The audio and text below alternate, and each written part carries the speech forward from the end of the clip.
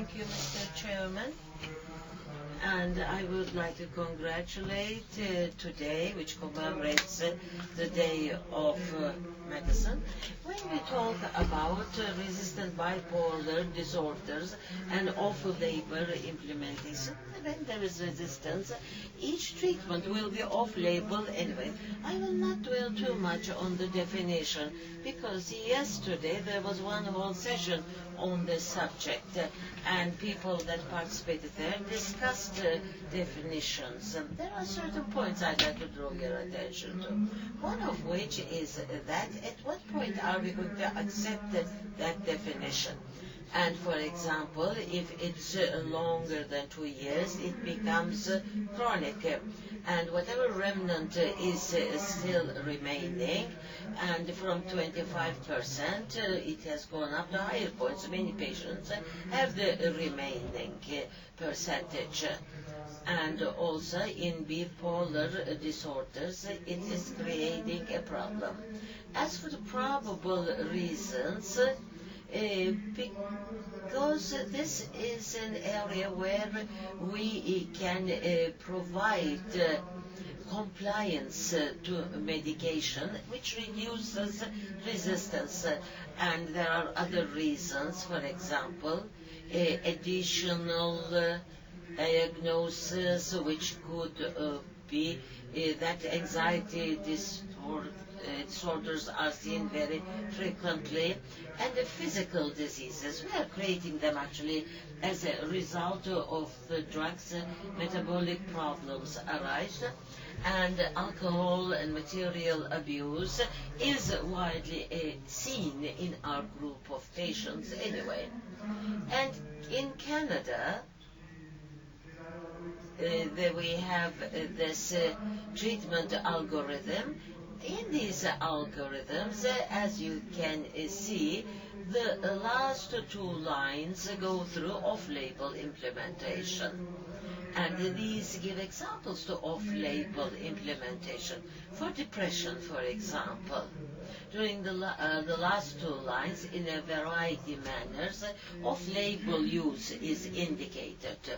Yesterday, in the session, as those of you who recall Dr. Olcay's presentation, he dwelt more on the algorithm. Those algorithms, and I believe the underlying reasons are stressed in a series of studies I'd like to mention. Combination therapy is important. In bipolar disorder, it's become conditional to resort to combined therapy.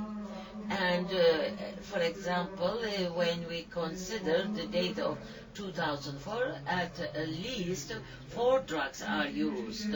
In 2003, when we consider the market values, 55% of the patients were using more than one drug. The 1-year follow-up shows that the combinations are very widespread. Those that are on monotherapy are minimal. Some are taking even up to 10 drugs. And the combinations are seen as a solution to our challenges. In bipolar disorders, resistant cases, controlled surveys, open surveys, and also case statements. But controlled surveys are less in number, just a few too. Open surveys are more in number. I don't know how much leading they will provide for us. And the cases, I will not dwell on that, because starting off from one case, it would not be a very good guidance for us to implement our practice and therapy. This could only shed light to us and give us an idea. Now, as I have mentioned, there are 2 controlled studies, one of which lamotrigine, gabapentin, and placebo comparison, and these are 2 surveyors or groups that have undertaken this study, And in these resistant patients, it's mentioned as bipolar disorders because it's not only depression, they're at various stages. Lamotrigine, for example, in one study, it has given a response of 52 in one, 51 in another. The others respond to a lesser extent. Lamotrigine here appears to be superior to the others. And as Gary Sachs mentioned, this is an extension of STEP BD, and it's an open study, although it's a control. Lamotrigine it does show a superiority. Lamotrigine in these both controlled studies appears to be advantageous. And now I would like to mention some open and, as you would guess, off-label medication. Phenytoin is one of these. It is one of the first anticonvulsives. Naturally, it's considered in bipolar disorders, but in the controlled studies, it was not successful. In acute manic period, in the resistant period, by adding haloperidol, it did show a partial efficacy. And oxcarbazepine is another drug. I could not reach the actual studies, and I am taking this from a meta-analysis. There are 3 control studies, number of patients, 7, 12, and 20. Comparative drugs, as you can see, and they have been found to be of effective in value. Levetiracetam is another anticonvulsive drug.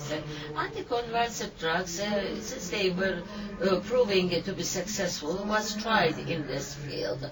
Only one in this group of total of 79 patients was resistant.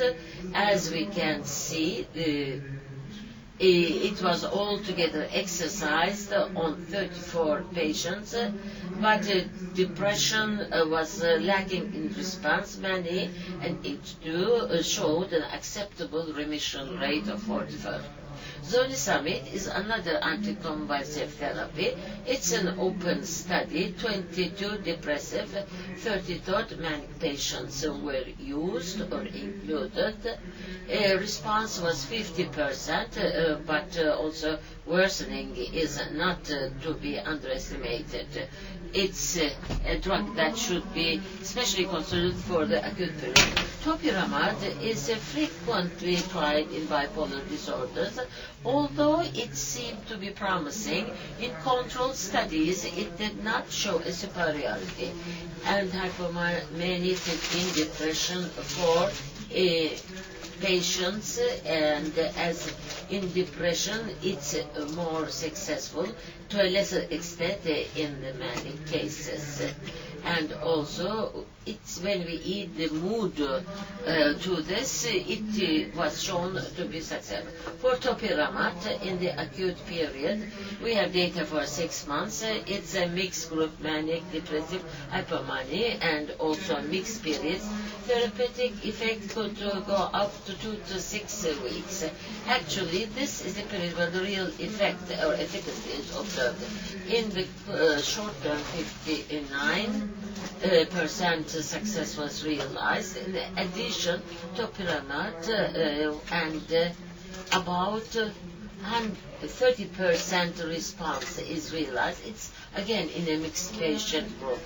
Gabapentin was a very promising drug when it was launched, but in the controlled studies it was not found to be successful. With the anxiety accompanied bipolar disorders, it showed to be successful.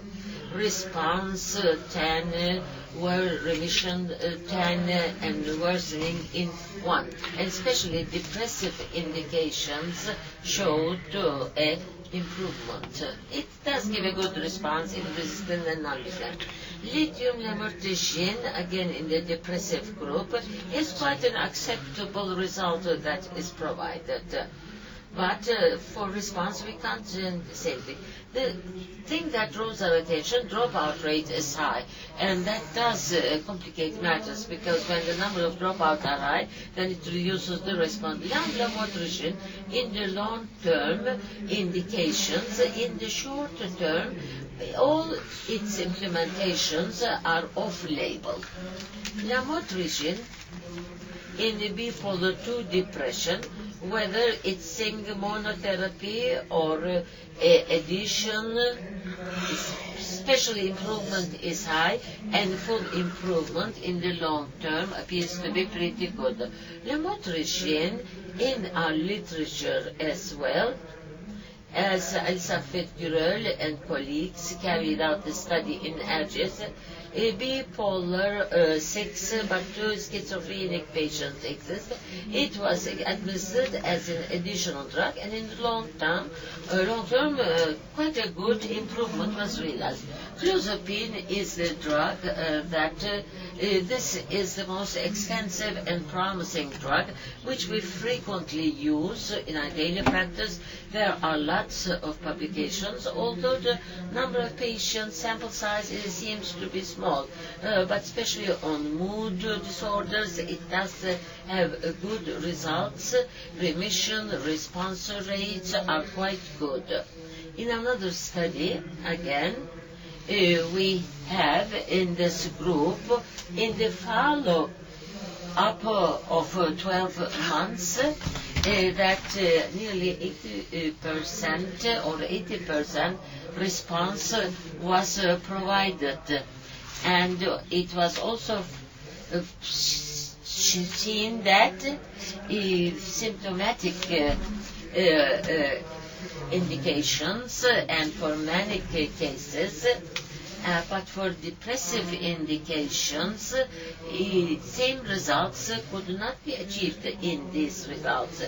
In this open controlled study, and both mixed and other in the longer term, 3 months, 6 months, clozapine does give high levels of response, but the placebo on the mood disorders does reach quite good levels, and it could go up even to success rates of 60%. Aripiprazole is one of the drugs that are tried. It's an additional drug as indicated in depression. Aripiprazole in bipolar depression as well as strengthening or supportive addition, but because of activism, there is a high rate of dropout. Step BD. The data within this framework in supportive indications, long-term remission is low, but because of dropout rate, the early dropout rate is rather high. Because of acadism, problems are encountered. Olanzapine studies exist as well for the bipolar disorders, although it does not appear to be off-label in the manic edition of olanzapine, but to a lesser extent in depression, lesser points of depression, but there is quite a logical level of response. And when we think of these rapid evolving, that it's superior to placebo, and this is something that should be kept in mind. And also in bipolar depression, since bupropion is implemented, that response is donepezil was used, especially in manic, for support, but it did not appear to be superior than placebo. Donepezil did not improve any patient.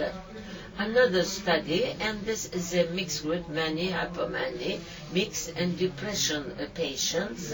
In the short-term effect, a certain response was reached, but the long-term response could not be achieved.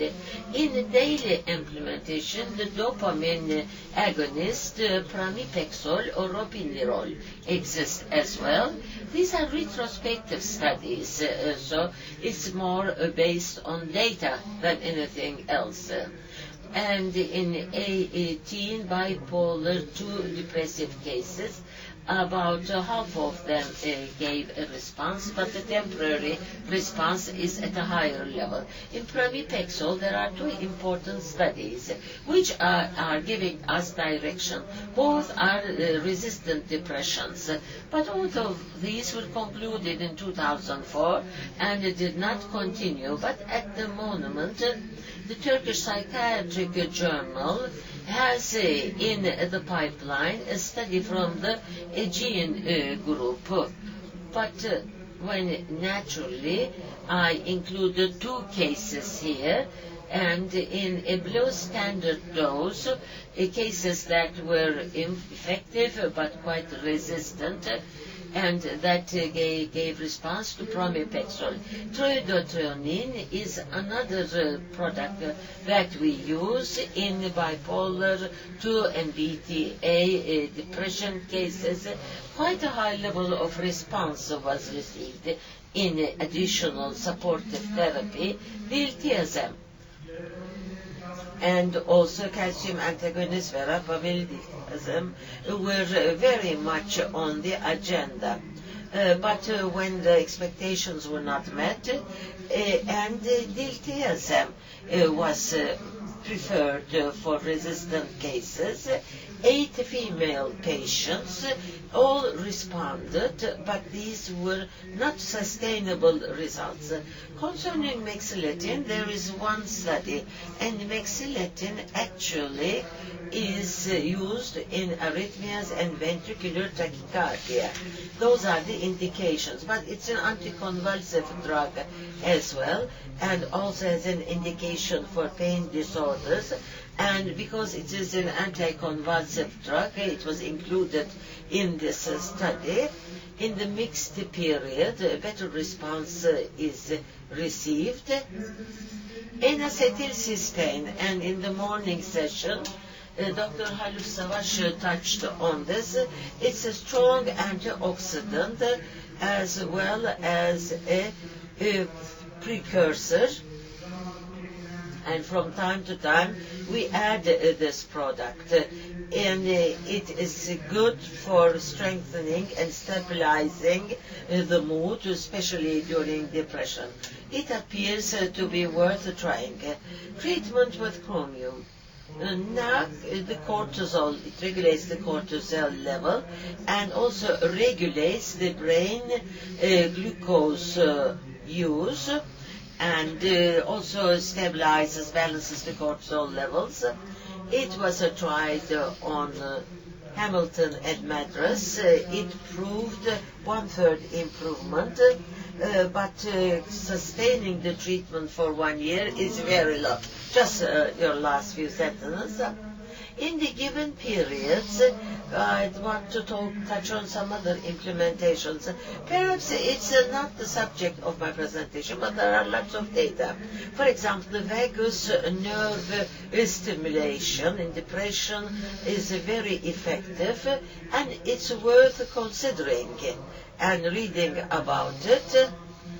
And concerning ECT, and these are resistant patients, and we have to keep this in mind. One final conclusion is that it's worth trying all these options, and we have to consider them, and including ECT, the non-medical options should be kept in mind. Our target objective should be the development and improvement of the patient. Thank you.